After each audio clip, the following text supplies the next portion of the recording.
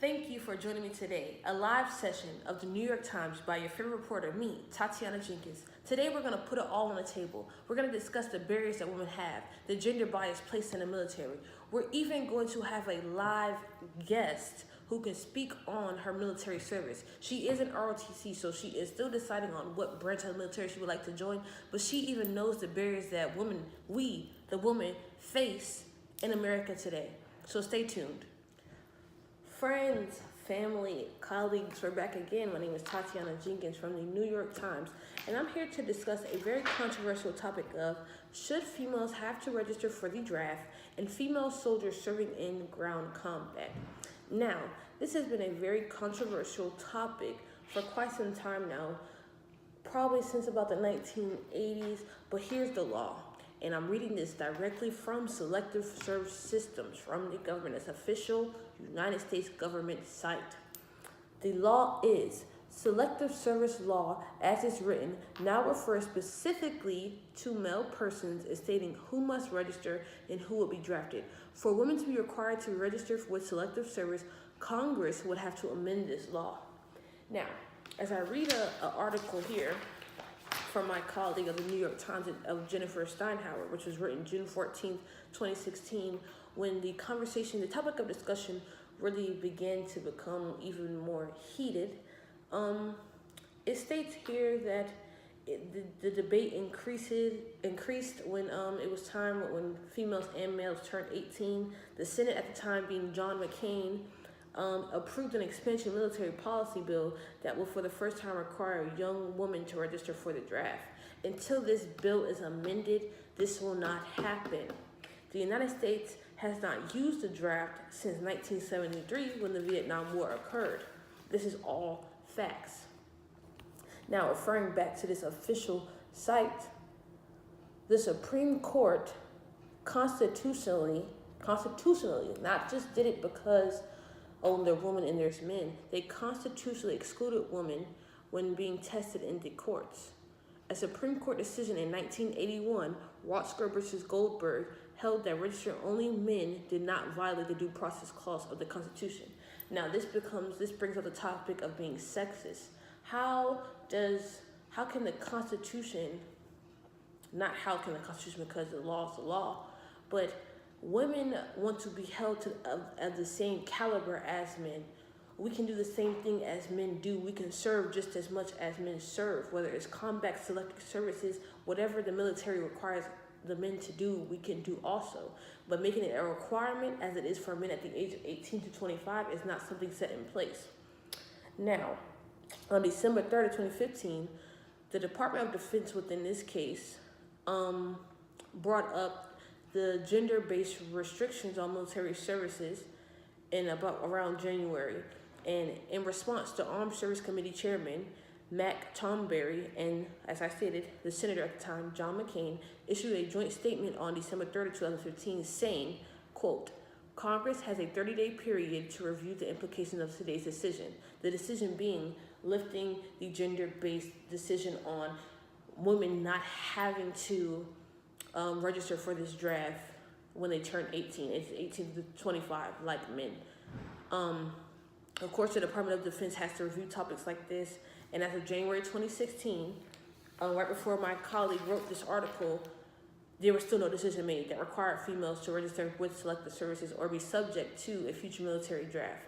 So when it's time for war, as we know, and as history has stated for us, men are drafted to serve. Men are there usually serve, they're usually front line. But this is not an obligation for women in particular. Now, and to step back more in our history a little bit, the Supreme Court in 1981 ruled that women did not have to register for this draft. Now today, in many big Congress positions, this is a topic of discussion of who is really responsible for defending our country. It should not only be men. If women are willing to be frontline, be combat, be a part of these selective services, allow them to. There's there is Secretary of Defense Ashton Carter who made an announcement of the U.S. military once again, uplifting all the gender-based roles and opening all roles to women in the military. It should not only be that women should be nurses within the military, be doctors, be teachers, just be assistants, and just be sidelined to the men. We should be in the same line as the men. There's no difference besides our body parts. Our hearts are the same. Our mindsets are the same. We're here to defend a country. It should not be only a requirement for men. And if you have people in Congress that are creating constitutional laws and trying to get things amended for everybody to have an equal opportunity to defend their country, then it is time to do so. Senator John McCain is one personally who has a history of his family members being in the military, so he is probably all for women being equal to men when it comes to this drafting opportunity. As I stated, history shows that things like being drafted and being frontline in combat and just being involved in the most dangerous aspects of the military always are faced with men. But his daughter-in-law is a whole sergeant in the Air Force. So it's like this topic is constantly going to be a thing because it's just gender-based. The rules created are just gender-based. It has nothing to do with skill. It has nothing to do with service. It has nothing to do with the person's heart. It is gender-based only. There are people in Congress who my colleague also covered, like Republican Duncan Hunter, who is a Republican in California, who originally opposed the idea that John McCain was trying to get amended, but he had to go against his own beliefs because at the end of the day, you can't tell someone not to defend their country or be willing to. There's men who do not want to be a part of combat because it's so dangerous and the things that come with being in the military. So if you have someone willing to follow protocol, no matter what they look like, their skin color, their gender, they should be allowed to do so.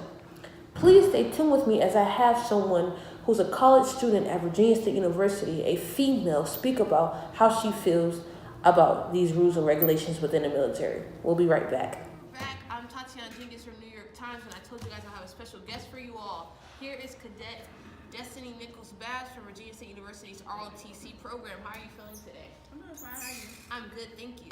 So we're going to discuss the controversial topic that I spoke about previously in this broadcast about women serving in the military and having to be involved in the draft and combat and all that good stuff.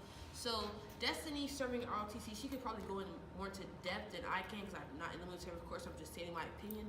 So Destiny, how do you feel about how women are placed in the military? Well, it's pretty hard for women in the military because they have to prove themselves to men, especially if they go in the combat arms portion of the military because men, even if you are the same rank, they'll still look down on you. You have to prove yourself and you have to work 10 times harder than they do. Well, I picked up a little article from my colleague Jennifer Steinhauer, who discussed earlier, and she spoke about how Senate John McCain actually wanted to pass a constitutional law that women can be in the draft and women are able to do combat because he has a daughter-in-law who is a sergeant in the Air Force. So, do you feel like you are competing with men at all times? Do you feel like inequality in the military when it comes to like selective services or anything? Well, at first, women couldn't be a part of the combat arm branch. So now there is some competition within it because, like I said, you have to prove yourself. So do you feel in any way, well, would you agree with them lifting the gender bias and gender discrimination within the military to allow women to enter the draft at 18? Because, you know, men have to enter the draft at between 18 and 25 to be in the military, or it's really by force. So do you believe that the same thing should be for women? Because in my opinion, honestly, you can't pick and choose who defends the country.